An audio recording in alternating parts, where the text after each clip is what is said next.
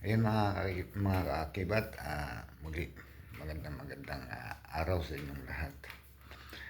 Meron tayong subukan na interviewin kung tayo'y pagbibigyan.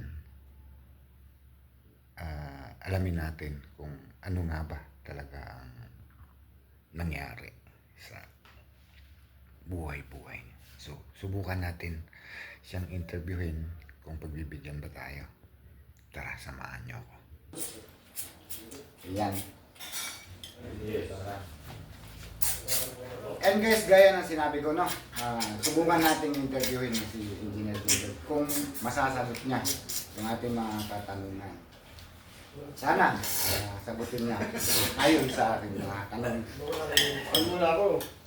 Kumakain. Habang kumakain, para medyo mabulunan ng konti sa ating mga tanong. No? So, ayan. Unang katanungan. Bakit naman tinuruan mo pang magsugal yung babae? Papasugalin mo pa. Oo nga, naghahanap ng inay eh. Naghahanap na ba talaga? Talagang kailangan. Kailangan ako. Sigurado ka na ba dyan? Napupusuan mo na yan. Wala na atasan yan. Wala, inagal niya yan eh. May yamat. Mayroon na namang umagaw. Ba't abot-abot na lang ka na? Sa Sindala. Maya na, titinik ako eh. Ulit. Titinik eh. Ayun kasi nabasa natin sa kanyang ano no, sa kanyang Tinik niya. sa malikod na. Sa kanyang My Day. Kanina pinakita. Tuloy na tayo ng maayos. Pinakita sa atin ni Michael. Na, ang sabi, sumugal ka na sa akin at gusto na ng inay ng mag-asawa. So yun ang una natin tinanong. Meron pa tayong mga katanungan pero mga ano na lang. Mal na lang. Hindi ka dito, natanggal na yung tinik.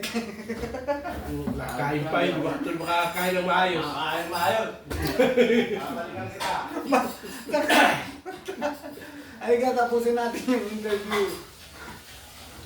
Patalastas muna tayo guys sa akin. Natinik yung ating guest. Kitang-kita yun. Kumakain tayo eh. Aliw eh. Tanggalin muna natin. Tanggalin muna namin tong ano guys. Oo, pirmahan mo na. Kasi kikita ka eh. Wag yan kasi nakaplikan eh. May talent fee po ito. Wala pong ano to, may talent fee po ito. Halika dito. Anong sabi Ano ni ba yung pinos ko? Anong sabi ni Inay? Natawag. Sino yun? Saan na nakita? Ha? Saan na Sabi ko nakita? sa inay, nakita ko lang sa Facebook yung pinos niya. Ano na naman kaga? Sa inay mo, pinaaasa mo na naman yung Inay. Bay, sino bang ayaw? Di ba gasulahan?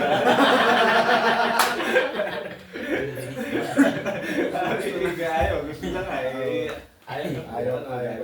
Abot talaga. Ano bang mga advice mo sa young generation? Alam mo kasi nakikita sa vibration ko no, na Ikaw to yung mukhang, ano, Sige, mukhang tawag dito. Hindi lang ganyan kakapal yung kamalasan natin sa buhay ba pagdating sa babae, pagdating sa tirahan. Sa Sindalo pa lang, nakailang, nangyari sa'yo, ano yun? yung sa ano, sa chicks. dito muna tayo mag-ano. Guys, dito muna tayo, focus tayo dito sa interview na to. Mamaya na muna yan. Sa chicks daw, may chicks. Mamaya na muna yung chicks. Dito muna tayo. Sa Sindala pa lang, abot-abot ang lipat. Nakailang lipat ka dun? Sa Sa kwarto. tatlo. Oh, biro mo, pati dito, nalipat-lipat. Dalawa. Ay, hindi, dalawa. Bakit kayo nilipat dyan? Kasi ngayon mayari eh. Sinusta pa. Eh paano kung dumating si Boss Ramon? Lilipat na naman kayo. Pauwi na kami riyan. Ha? Hindi, may isang kwarto dyan. Dito, sa tabi bakante na. May Chinese doon ah. Oo, Dito, yun na nga eh. dito sa bungad na to. Ay baka yun na yung Oo, ito, na- itong bungad na to. Nakilala ko yung Chinese. Wala yun. Bagsak sa ano yan. Ha? Bagsak sa ano. Ito, may isang kwarto dito Bakante. Ba't hindi yan ang binigay namin? Oo nga, May isang kwarto dyan ito, katabi nito. Yun nga lang, isang ano lang. isang Isang higaan lang. Pwede naman kayo magtabi ni Nelson. Tuluyan mo na. Wala naman kasi pumapatol ng babae. Ay siya. Siya. Habol tayo ng itak. Bakit ang batas dito? Siya. Yung naman, paganti nga dyan. Dagyan na lang ng isang ano. Hati naman eh. Oo, ate na lang. Pwede naman yun eh. Magtabi Seryoso naman yung ano. Ay guys, at comedy pala ito. Comedy pala. Kaya dong, bilang sa... Ikaw pa yun. Ilang taon na? Ay, 50 na. Kaya sa aming mga kabataan na Ako naman yan mapakay din. umpisa pa lang sa buhay. Nabalikan yung mga interview, ah. Ayaw mo sa maraming karanasan tungkol sa... Alam nyo kasi pagdating sa Babae. unang-una kailangan kilalanin nyo muna yung babae. Yung kasundo talaga ng inay. Oo. Tama. Yung kasundo talaga ng inay. Kasi pag once na yung magiging kasama mo sa habang buhay at hindi kasundo ng inay, hindi kasundo ng mga kapatid mo, parang mahirap na dalhin, no? Sa, Nabalikan yung nag-interview eh. mapupunta sa hindi magandang Podcast yan. hindi magandang pagsasama kasi merong laging Bye, kuya. kumbaga sa merong balakid. Kumbaga kasi sa bangka, pag Siguro. hindi ka basta-basta sagwan kung meron kang pondo, yung pondo na tawag, no? Yung ano na yun? Pondo sa Bisaya eh. Yung angkla. Angkla. Angkla. Sabi sa tayo. Yun yung angkla na dapat matanggal mo para tuloy-tuloy yung ano mo. Ang ibig kong sabihin dapat, ang pinaka-angkla, yung hindi niya makasundo ang bawat isa sa na mga pupunta ng lagi na parang mas gusto niya lagi sa ano niya. So dapat talaga kasundo ng inay. Kasi baka mamaya mapurnada yung pamana. Yun, tama. Yung purnada yung dapat ka. Pamana sa'yo. Oo, yung pamana sa'yo. Yun yung pinaka-ano doon.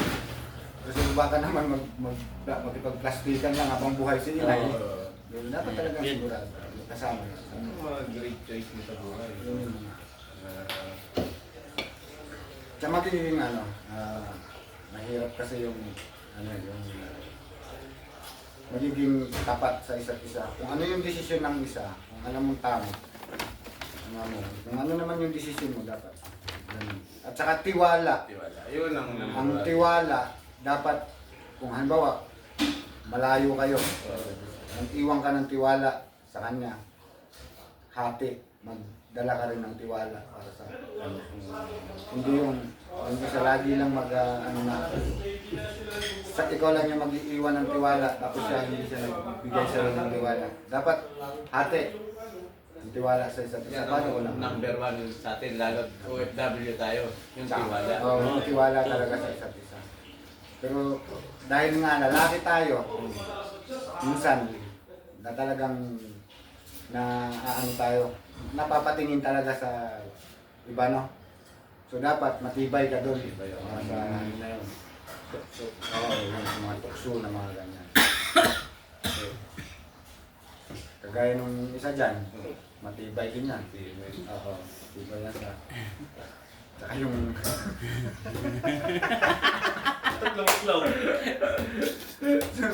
So yan guys, mukhang nabaliktad yata yung pagkakataon. Ako na yung interview. Nabaliktad yung pangyayari. Kasi nga, sa kagustuhan ko, hindi, ako kasi kahit saan, talagang ganito na ako, mapagbiro sa siguro itong mga to. Pag, sabi ko nga sa kanila, pag nagalit kayo sa akin, sa mga siraulo na kayo sa akin. Kasi ako talaga, alam na nila yan kung gaano ako mapagbiro sa kanila, no? Minsan din kasi, medyo rin tayo sa pagbibiro kasi meron din minsan biro na hindi nila magustuhan. So pag napansin ko na medyo nag-iba yung mukha nila, binabawi ko agad ng patawayan para mawala agad yung nila. So, nasa kanila na yun. Kung papatulan nila ako, sa tanda ko na to, papatulan pa nila ako. Ewan ko na lang, takbuhan ko na lang sila. Naiyak ka na dyan. Diba? Ganun lang yun. Napapaluha tuloy ako. Siguro. Marami kasing ano. So, ayun. Yung tissue. Kagustuhan ko na kasi hindi ko na itinuring na iba, lahat naman sila, hindi ko na sila itinuring na iba, no? Parang mga kapatid ko na sila. So, kasi nga, medyo may edad na. Lagi kong sinasabi sa kanya, ako, may pamangkin. Nagtataka ako sa pamangkin ko, 32 na, 33. Hindi nagdadala ng babae sa amin, hindi nagpapakilala na naging girlfriend. So ngayon, nung malaman-laman na lang namin, sukling pala. Ganun pa. Kaya yun ang sinasabi ko sa kanya. Baka naman, ganun ka, hindi naman ka, sabi niya. Kasi nagkaroon naman daw siya ng girlfriend. Sino kang ayaw, di ba Sila. So, sana dumating ang time na mayroong isang babae na karapat-dapat sa kanya. O sa mga nanonood dyan, pwede nyo na akong message dito. Pwede kayo mag-comment dyan sa baba. Kung may mairerito kayo. Kung may mairirito kayo, kasi gusto ko na talagang mag-asawa Kaya to. sa kagustuhan mo, mag-aasawa ka na. Sa kagustuhan ko. Hindi ako! Siya! Sa kagustuhan ko, mag-aasawa na ako. Ay, mag-aasawa na siya. So, ayan. Sana, comment lang sa baba, kung meron kayong iririto. Magandang lalaki naman. May tangkad. May pamana ang inay. Ano pa ang hahanapin nyo? Complete Ricardo na kumbaga. Sino kang ayaw? Sino kang ayaw, di bagat kayo?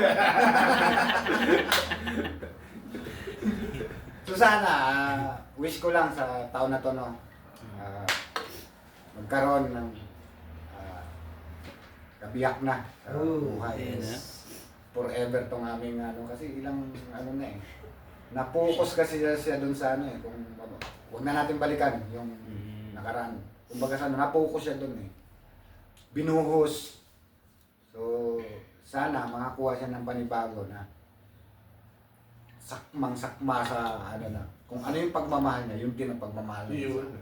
So, sana pinag-aano ko lang na magkaroon ng isang sino kang ayaw, di ba? So, ayan. Talagang na talaga si Inay. Desperado na ang Inay, talagang gusto na. Kailangan naman. Hindi naman kaya si Inay nagsasawa ng alagaan ka. Minsan single mom na lang, single mom na lang.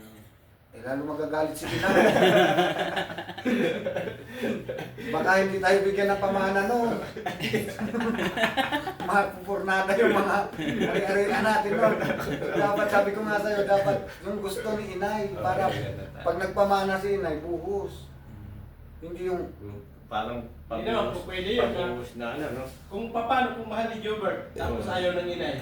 Iyon na tayo na parang kapag-asawa siya. ipaglaban mo kung ano yung nararapat na ipaglaban.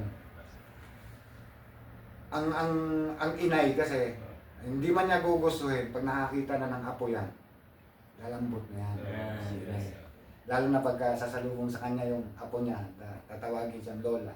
Lalambot at lalambot. At pag nakita niya na okay naman yung babae, kinuha mo at hindi niya nagustuhan yun, magiging malambot na rin yung puso mo. Sasabihin na kanina yun, sige, pipirmahan ko na itong pamana ko sa inyo. Ayan na yun. Ang dami mo ng mana, Dudong. Ang dami.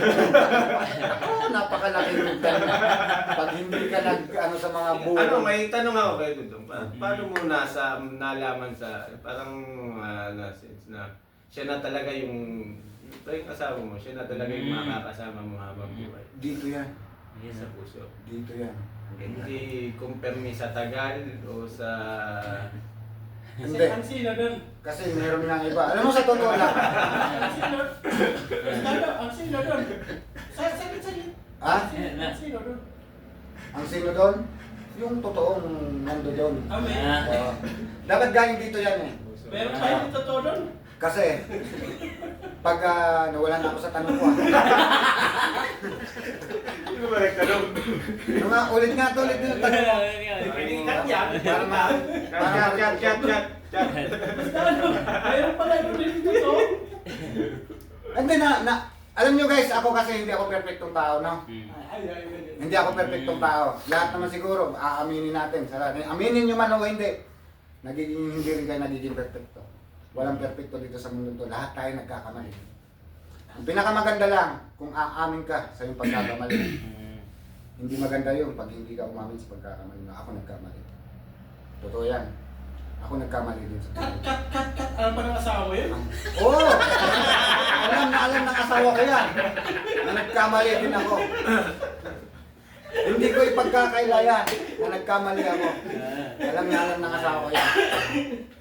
So ngayon, ulitin mo yung tanong mo, sasagutin ko. Paano mo... Wala yung tanong. Malalaman. Paano mo napaniwala ng asawa mo? Paano mo na siya na talaga yung makakasama mo habang buhay? Ang tawag na global video. Mararamdaman mo naman kasi yan. Mararamdaman mo. Sa araw-araw mo makasama yung isang tao, mararamdaman mo. Na siya na Na talaga. siya na talaga yung tao. Alam ko, sa'yo, noon naramdaman mo na Oo. na siya na talaga. Oo. Kaya Binaliwala lang. binaliwala lang. Yun yung sinasabing, mahal ko siya, pero hindi naging kami. Sabi nga Oo, nagtagpo pero hindi tinandaan. sabi nga kaya meron tayo kasi may darating na future. Yun yung dapat. Present. Kasi, kumbaga sa pinagtitibay ka ng nakaraan mo. Ibay na. Para pagdating sa future, matibay ka na. Hindi ka na, so, nagkamali ako nun. Siguro ngayon. Ayun. Yun ang nagiging para tama yung mga pagkakamali. Tama, correct. Yun. Dito ka nga, boss. Dito ka magtago daw. Hindi ka dito.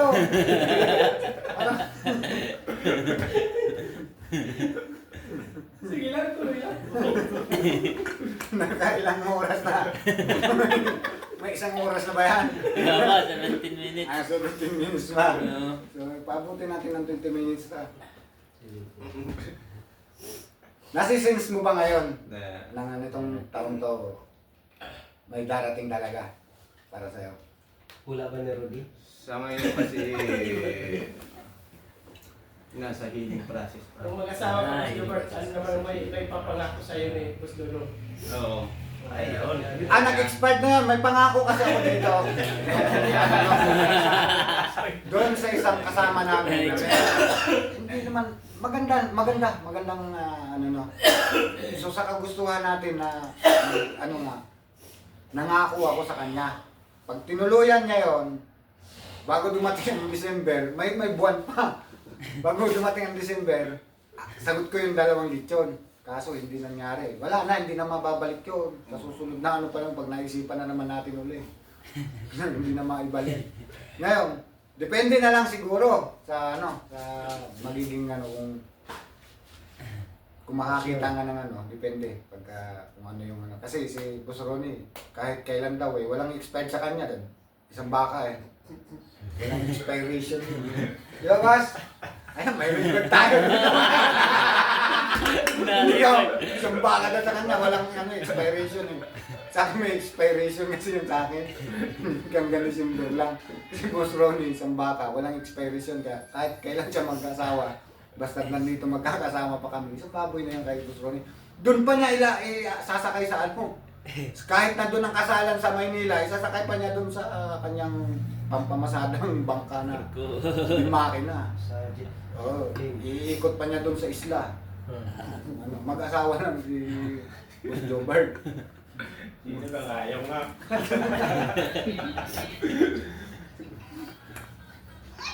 So yan guys,